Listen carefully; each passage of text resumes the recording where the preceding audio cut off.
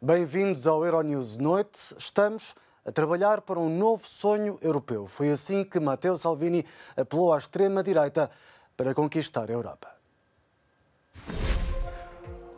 O controverso ministro italiano apresentou em Milão uma aliança transversal de movimentos soberanistas para avançar rumo ao Parlamento Europeu.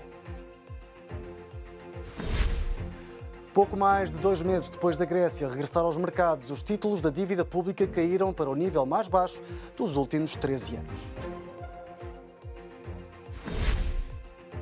Exército Nacional Líbio intensifica os combates para avançar sobre Trípoli. A União Europeia pede regresso urgente às tréguas. Autarcas e ambientalistas lançam um alerta. O caudal do Tejo está reduzido a níveis preocupantes em vários segmentos do Rio Português. Rodeado de outros líderes, nomeadamente da AfD alemã, Matteo Salvini avança para as eleições europeias com a convicção de que os nacionalistas europeus vão tornar-se no mais importante grupo político em Bruxelas. Os partidos nacionalistas europeus de extrema-direita uniram-se numa coligação para concorrerem às eleições europeias no dia 23 de maio. O objetivo desta aliança europeia para as pessoas e para as nações é aumentar a influência sobre as instituições europeias. A apresentação da plataforma ocorreu esta segunda-feira em Milão e teve como anfitrião Matteo Salvini.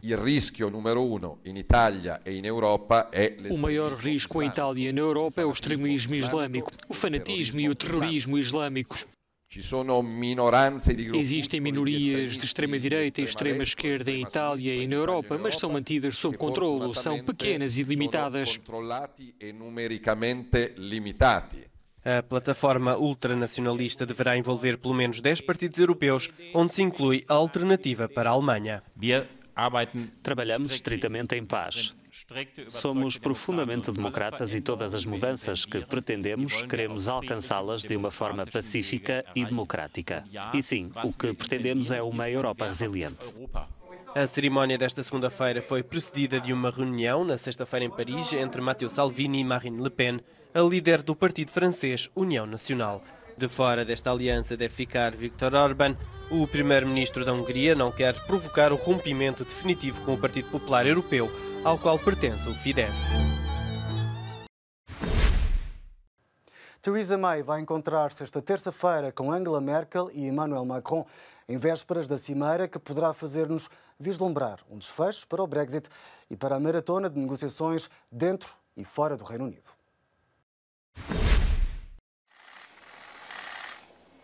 Theresa May diz que não teve escolha e que as negociações com os trabalhistas foram a única forma de defender o Brexit. A primeira-ministra britânica explicou a decisão polémica de negociar com a oposição.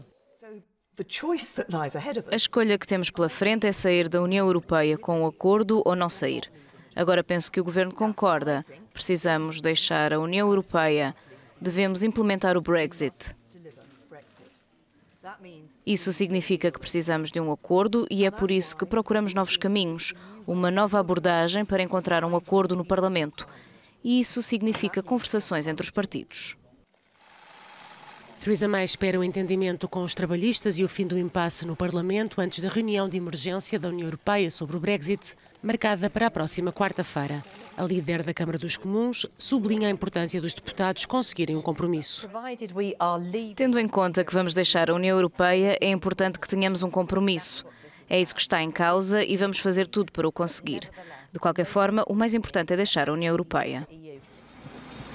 O futuro do Brexit parece estar nas mãos de Jeremy Corbyn, que já disse que o governo não mostra flexibilidade para alterar as posições anteriores sobre o Brexit. A oposição garante que está a trabalhar para conseguir um compromisso. Neste momento, estamos à espera de que o governo nos diga se está preparado para fazer cedências. Como disse, tivemos grandes debates e entramos em muitos detalhes técnicos, mas até agora não vimos nenhum sinal do lado do governo que indique que está preparado para alterar o acordo. Esta é mais uma semana crucial para o Brexit. Se nenhum acordo for aprovado, o Reino Unido deve deixar a União Europeia na próxima sexta-feira, dia 12 de abril.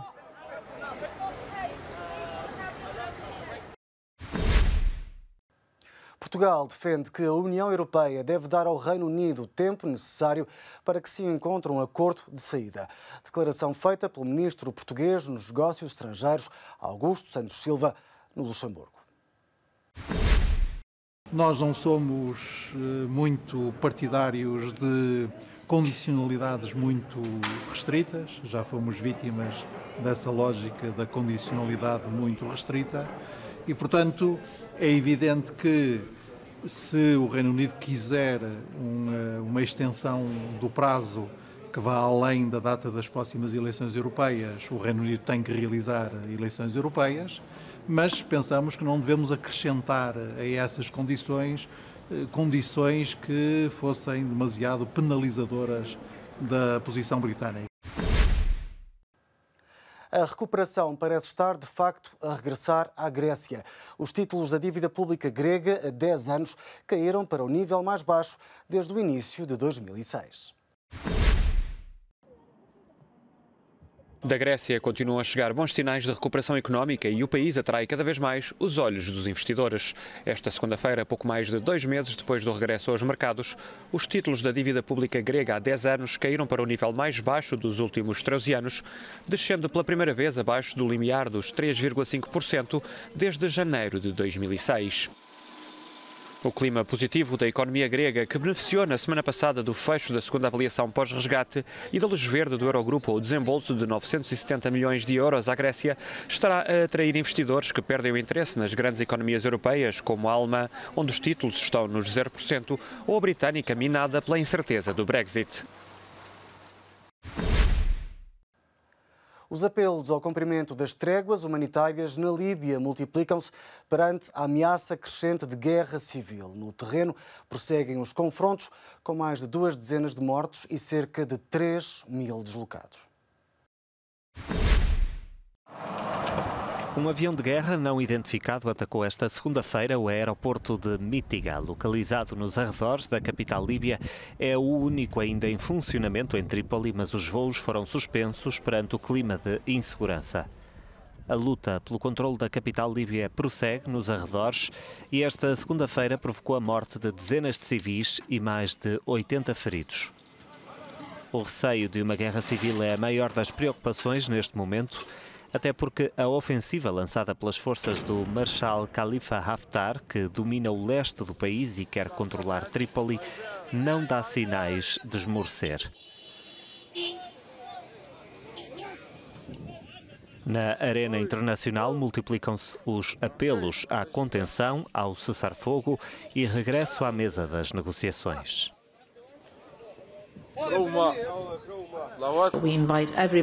Convidamos todos a evitarem mais ações militares e voltar à mesa das negociações sob os auspícios das Nações Unidas e a assegurar que o povo líbio tem o que realmente quer, paz e estabilidade para o país.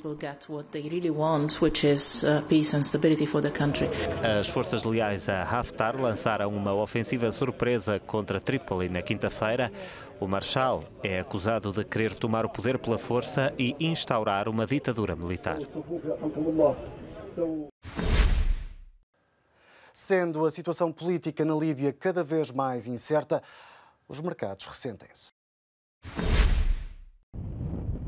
O preço do petróleo atingiu o valor mais alto nos últimos 5 meses, com o barril de Brent a ultrapassar a fasquia dos $70 em Londres. Uma subida que não é certamente alheia ao escalar do conflito na Líbia e a ameaça de novos cortes de produção no país africano. 80% do crudo líbio tem como destino a União Europeia e perto de 1/3 a Itália. Ou não fosse 30% do mercado líbio controlado pela petrolífera transalpina Eni. Cerca de 11% do petróleo consumido no velho continente é proveniente da Líbia. O país africano tem no seu território 38% das reservas petrolíferas no continente e, apesar da situação instável no terreno, a região sul, onde se encontram a maioria dos poços de petróleo, tem escapado incólume. Apesar disso, a ofensiva levada a cabo pelo Exército Nacional da Líbia, liderado por Khalifa Haftar, contra o governo de Trípoli, reconhecido pela ONU, promete refletir-se nos mercados. A suspensão na produção após a ofensiva de Haftar em junho custou ao país quase $1.000 milhões.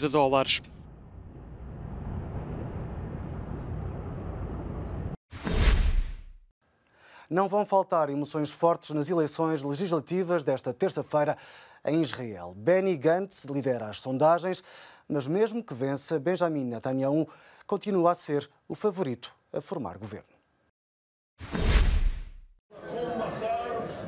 Benjamin Netanyahu e Benny Gantz são os dois favoritos nas legislativas marcadas para esta terça-feira em Israel. O primeiro-ministro procura um quinto mandato, mas é o antigo general quem lidera as preferências dos eleitores. Benny Gantz apresenta-se como uma alternativa positiva à liderança divisiva de Netanyahu e as últimas sondagens indicam que deverá alcançar 30 dos 120 lugares do Parlamento. Tudo será decidido no jogo das coligações e é aqui que Benjamin Netanyahu ganha vantagem. Mesmo que não consiga vencer o escrutínio, tudo indica que o primeiro-ministro israelita consiga uma maioria parlamentar que lhe permita formar governo, contando com o apoio dos partidos à sua direita e dos ultra-ortodoxos, que têm vindo a criticar a postura secular de Gantz. De acordo com o analista político Mohamed Abu Sida, independentemente de quem vier a formar o novo governo, não se deve esperar uma resolução para o conflito israelo-palestiniano, uma vez que Netanyahu aposta no reforço da soberania dos colonatos e Benny Gantz não tem uma visão para o fim da ocupação.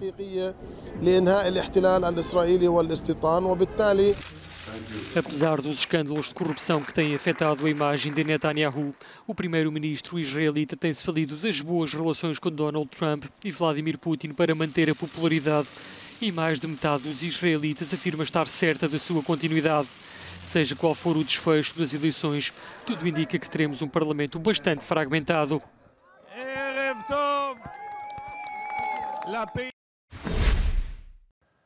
O Tejo está por um fio em vários pontos da sua passagem pelo território português, dizem responsáveis municipais e ativistas. O dedo aponta-se aos acordos celebrados com Espanha e que estipulam o volume de água que passa nas barragens. Em Portugal, autarcas, ambientalistas e população lançam o alerta. Entre o Alto Alentejo e o Ribatejo, o caudal do rio Tejo está reduzido a um pequeno fio de água em várias porções do trajeto. O ativista Arlindo Marques, conhecido como o guardião do Tejo pela luta em defesa do rio, diz que há passagens onde há menos de um palmo de profundidade, uma situação completamente anormal. Numa altura destas, acabou o inverno há meia dúzia de dias e o rio já está assim, não prevês nada de bom futuramente e são mais de 6 ou 7 meses sem chuva. O ambientalista que dirige o movimento pelo Tejo defende que Portugal e Espanha deveriam rever os acordos em vigor para estipular um valor diário de caudal em vez de simplesmente o volume de água total, que significa que no inverno as autoridades espanholas cumprem escrupulosamente o estabelecido, mas nas épocas de seca retêm ao máximo a água nas barragens e açudes. Uma opinião partilhada pelo presidente da Câmara de Gavião, na região de Porto Alegre. Eu penso que, sobretudo, temos que melhorar as convenções que temos com Espanha.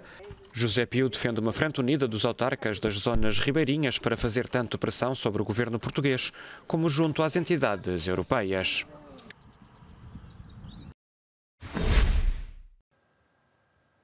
A justiça russa suspendeu a prisão domiciliária de Kirill Serebrennikov, o conhecido cineasta russo detido desde 2017.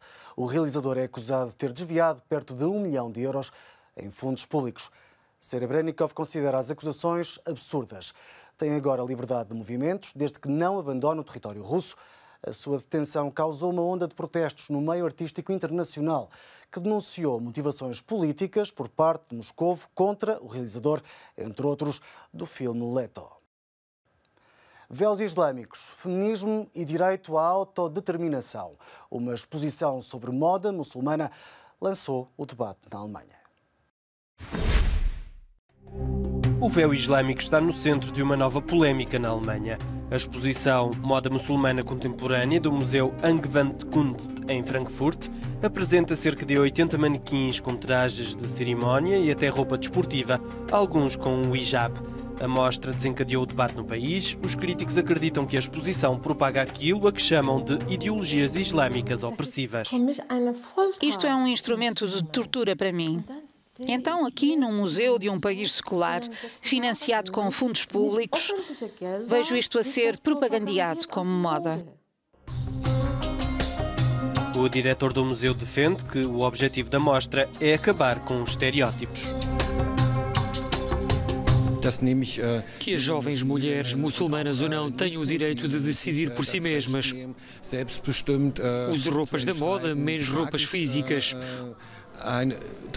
Use um hijab ou não.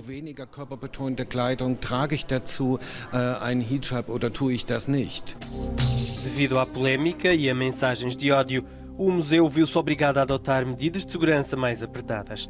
Tudo por causa do hijab. Nas nossas comunidades muçulmanas há repressões contra mulheres que querem tirar os véus da cabeça ou que não querem usá-los. Então dizem que se vestem como uma mulher ocidental, o que não é possível para uma mulher muçulmana. Temos de ter isso em conta quando apresentamos as roupas islâmicas como moda. A exposição Moda Muçulmana Contemporânea no Museu Angewandtkunst, em Frankfurt, na Alemanha, até 15 de setembro. O Euronews Noite fica por aqui. Não deixe de acompanhar-nos também no nosso site e redes sociais. Até amanhã.